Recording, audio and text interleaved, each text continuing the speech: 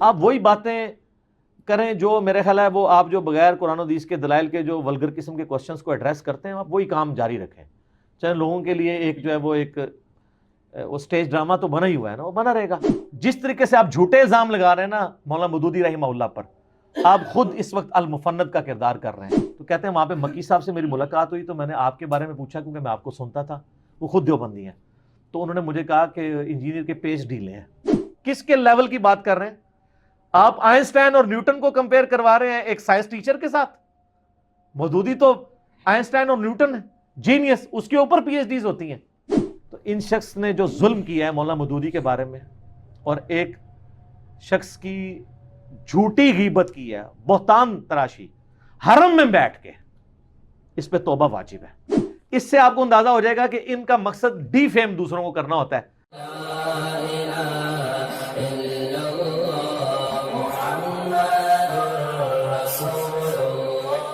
علی بھائی اگلا سوال ہے، مولانا مکی حجازی دیوبندی صاحب کی ایک نئی ویڈیو منظر عام پر آئی ہے جس میں انہوں نے دعویٰ کیا ہے کہ مولانا مودودی رحمہ اللہ کا نظریہ یہ تھا کہ شادی شدہ زانی کے لیے رجم والی سزا اسلام میں نہیں ہے، اس لیے مولانا مودودی رحمہ اللہ رجم کی سزا کے منکر ہوئے اور راہ حق سے ان کے قدم پھسل چکے تھے.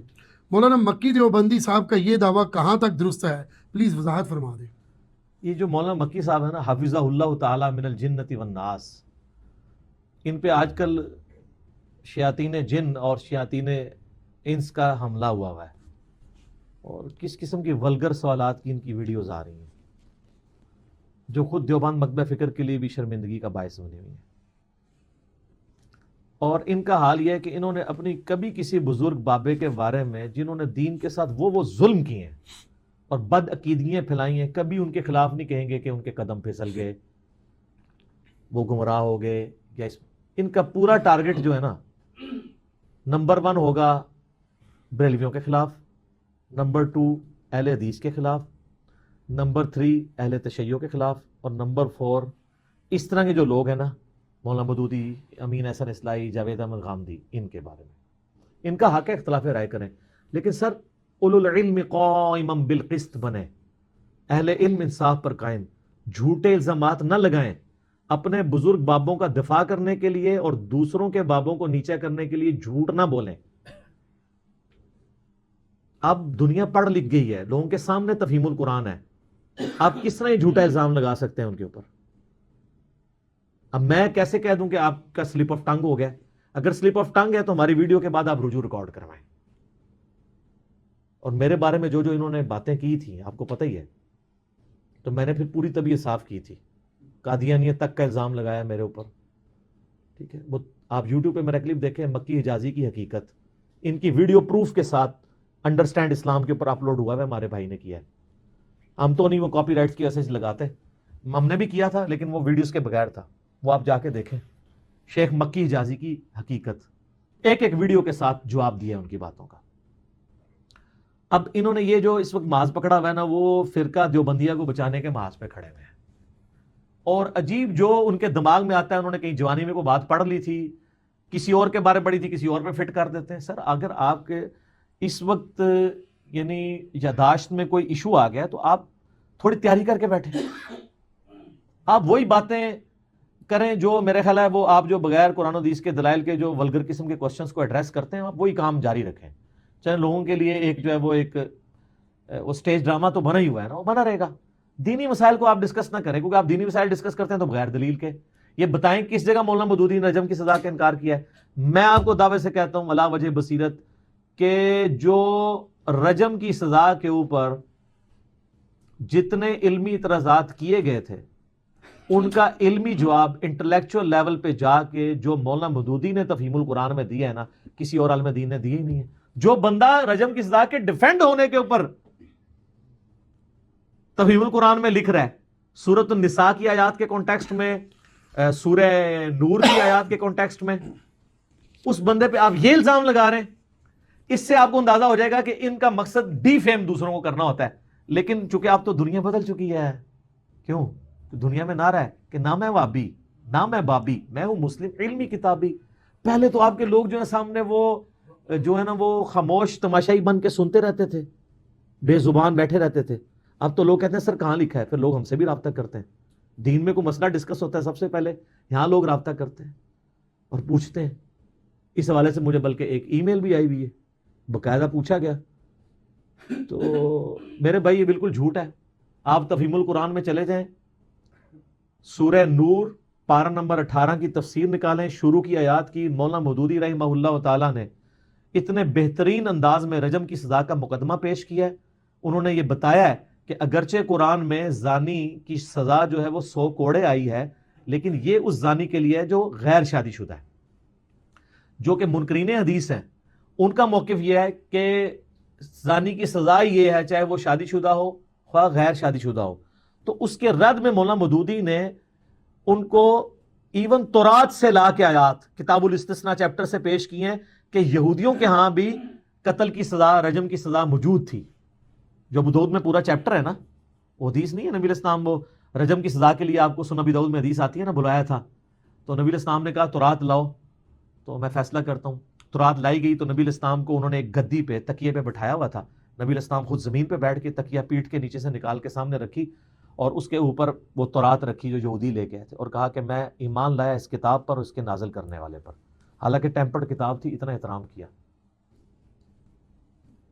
اور آپ اپنے ساتھ ایک صحابی لے گئے تھے جس کو عبرانی زبان آتی تھی, ہیبرو لینگویج. تو جب وہ رجم کی سزا والی آیات آئیں تو اس نے اوپر ہاتھ رکھ لیا یہودی عالم نے. تو انہوں نے کہا یا رسول اللہ اس کے نیچے لکھا ہوا ہے. وہ نکل آیا اور پھر رجم کیا گیا. یہ پورا رجم کے اوپر چیپٹر ہے ابو داؤد کے اندر, بخاری مسلم میں کئی احادیث ہے رجم کی سزا پہ. تو مولانا مودودی نے نہ صرف یہ کام کیا کہ انہوں نے اس سزا کے اوپر جو اعتراضات ہیں وہ دیے, بلکہ انہوں نے شریعت موسوی سے بھی اس کو ثابت کیا کہ شریعت موسوی کی کنٹینیوشن ہے شریعت محمدیہ صلی اللہ علیہ وآلہ وسلم, تا وقت ہے کہ کسی کو ڈینائی نہ کر دیا جائے کسی بات کو. تو ان کا ڈینائل کوئی نہیں آیا, اور بخاری مسلم میں درجنوں احادیث ہیں. بلکہ انہوں نے کہا اس کے اوپر اجماع ہے اور اس کا انکار صرف خوارج نے یا معتزلہ نے کیا ہے. باقی انہوں نے کہا خلفائے راشدین کے دور میں یہ اجماع یہ سب کو چلتا آ رہا ہے, اور جن لوگوں نے انکار کیا ان کی باتوں کو انہوں نے جواب دیے ہیں. بعض لوگ وہ سورہ نساء سے لے کے آتے ہیں نا, غامدی صاحب کا بھی یہ موقف ہے, امین حسن اصلاحی صاحب کا بھی. وہ کہتے ہیں سورہ نساء کے اندر آیا نا 5ویں پارے کے سٹارٹ میں کہ جو غلام عورت ہے نا, وہ جو لونڈی اگر وہ زنا کرے تو اس کو جو آزاد عورت ہے نا اس سے آدھی سزا دی جائے گی. تو انہوں نے کہا کہ یہاں پہ محسنہ کا لفظ آیا, اور محسنہ سے مراد شادی شدہ عورت ہوتی ہے. تو اگر شادی شدہ عورت کی سزا سنسار ہو تو سنسار تو آدھا ہو نہیں سکتا.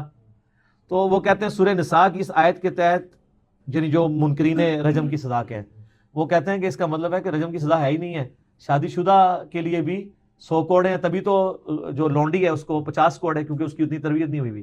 تو مودودی صاحب نے وہاں سورہ نساء میں بھی جواب دیا ہے کہ اللہ کے بندو یہاں محسنہ سے مراد شادی شدہ محسنہ نہیں ہے, بلکہ وہ محسنہ کہتے ہیں جو حصار میں ہو, قلعے میں ہو, جو ایک باپ کے قلعے میں ہے, وہ بھی آزاد عورت ہے. اور انہوں نے کہا اس کی پچھلی آیات اس کی حفاظت کر رہی ہیں کہ وہاں پہ غیر شادی شدہ آزاد عورت کو بھی محسنہ کہا گیا ہے. اور یہ سیم سوال میں نے مولانا اسحاق صاحب رحمہ اللہ تعالیٰ سے بھی 40 کوسچنز میں کیا تھا, اور میں نے کہا تھا مودودی صاحب تو یہ تعویل کرتے ہیں. تو ان کا بیٹا یہی تعویل بنتی ہے, مودودی صاحب ٹھیک لکھتے ہیں. تو میں نے کہا آپ رجم کی سزا کے قائل ہیں؟ ان کا ہاں میں تو قائل ہوں. اور انہوں نے کہا مودودی صاحب نے بالکل صحیح تعویل کی ہے. تو مودودی صاحب نے باقاعدہ تورات سے, بخاری مسلم کی احادیث سے, خلفائے راشدین کے ان ساری چیزوں سے اجماع نقل کیا ہے, اور باقاعدہ ان کو عقلی جوابات دیے. ایک ایک بات وہ پڑھنے والی ہے یار. تفہیم القرآن کی آپ 3ری جلد نکالیں نا تو اس میں آپ سورہ نور کے اندر چلے جائیں اور آپ دیکھیں اس بندے نے تو رجم کی سزا کا دفاع کیا ہے منکرین حدیث کے خلاف. اور یہ شخص عربی لحاظ سے, میں پنجابی والا ظالم نہیں کہہ رہا, عربی میں ظالم اس کو کہتے ہیں جو کسی چیز کو اس کے اپنے اصلی مقام سے ہٹا کے دوسرے مقام پہ رکھتے ہیں. اسی لیے ان الشرک لظلم عظیم کہا گیا ہے. شرک کیوں سب سے بڑا ظلم ہے کہ آپ اللہ کو ہٹا کے مخلوق کے درجے پہ لے ہیں, مخلوق کو اللہ کے درجے پہ, اس کی اصلی حالت سے ہٹا دیں. تو ان شخص نے جو ظلم کیا ہے مولانا مودودی کے بارے میں, اور ایک شخص کی جھوٹی غیبت کی ہے, بہتان تراشی حرم میں بیٹھ کے, اس پہ توبہ واجب ہے. اور یہ وہیں بیٹھ کے کہتے ہیں, کسی نے پوچھا کہ مودودی صاحب کی تفہیم القرآن پڑھ سکتے ہیں؟ تو یہ کہتے ہیں اس میں صحیح باتیں بھی ہیں, غلط باتیں بھی ہیں. تو آپ ایک طرف سے مفتی شفیع صاحب کی تفسیر کھول لیں, وہ دیوبندی تقی عثمانی صاحب کے والد صاحب, اور دوسری تفہیم القرآن, جو اس سے میچ کرتا جائے وہ آپ پڑھتے جائیں. سر آپ پرائمری پاس والے کی چیز کو پی ایچ ڈی کے ساتھ کمپیئر کر رہے ہیں. میں تو آپ کو وثوق سے علا وجہ بصیرت کہتا ہوں, تفہیم القرآن کوئی پڑھ لے اس کو تفسیر ابن کثیر میں بھی مزہ نہیں آئے گا, اس لیے کہ تفسیر ابن کثیر 700 سال پہلے لکھی گئی ہے, 774 ہجری میں فوت ہوئے ہیں. آج کے دور کے کئی مسائل اس میں ایڈریس نہیں ہے, اور مولانا مودودی نے آج کے پڑھ لکھے طبقے تک بات پہنچائی ہے اور ان چیزوں کو بیچ میں کور کیا جو ابن کثیر میں تفسیر میں روایت ہوئی تھی بڑے انٹلیکچوئل لیول پہ. اور آپ جو ہے معرف القرآن مفتی شفیع صاحب کے ساتھ کمپیئر کروا رہے ہیں تفہیم القرآن کو, کس کے لیول کی بات کر رہے ہیں آپ؟ آئنسٹائن اور نیوٹن کو کمپیئر کروا رہے ہیں ایک سائنس ٹیچر کے ساتھ. مودودی تو آئنسٹائن اور نیوٹن ہے, جینیس, اس کے اوپر پی ایچ ڈیز ہوتی ہیں. تو میں اس میں نا اپنا تھوڑا سا جس کو کہتے ہیں وہ غصہ نکالنے کے لیے ادب کے دائرے میں بات کروں گا کہ یہ مکی حجازی صاحب جو ہے نا اس وقت آلموسٹ المفند بن چکے ہیں. اور یہ سر آپ نے ناراض نہیں ہونا کیونکہ آپ کے بزرگوں کی لینگویج ہے. آپ کے بزرگوں نے نا احمد بریلوی صاحب کی حسام الرمین جس میں جینون انہوں نے کفر کے فتوے گستاخانہ عبارتوں پہ لگائے تھے, اس کے جواب میں جو کتاب لکھی نا 1906 میں المحند علی المفند, تو انہوں نے احمد بریلوی کو المفند کہا تھا. جو آپ کہتے ہیں ہمارے بزرگ تو بڑی میٹھا اختلاف کرتے ہیں. المحند ہند کی تلوار, المفند ایک سٹھائے ہوئے بابے پہ, پاگل بابے پہ. اور المفند کسے کہا؟ احمد بریلوی کو. اور اس میں پھر انہوں نے لکھا کہ احمد بریلوی اور ان کی پوری جماعت ایک شیطانی لشکر ہے جو ہم پہ حملہ آور ہوا ہے, جس طرح انبیاء پر شیطان حملہ آور ہوتے تھے یہ علماء دیوبند رضی اللہ عنہم پر ہوئے ہیں. ہائے ہائے ہائے صدقے, 14ویں صدی کے مولوی رضی اللہ عنہم. تو انہوں نے المفند کہا تھا احمد بریلوی صاحب کو. تو اس وقت جس طریقے سے آپ جھوٹے الزام لگا رہے ہیں نا مولانا مودودی رحمہ اللہ پر, آپ خود اس وقت المفند کا کردار کر رہے ہیں کہ ایک ایسا بابا جس کا, اور یہ تو شستہ ورڈ ہے نا کیونکہ ان کے بزرگوں نے استعمال کیا ہے.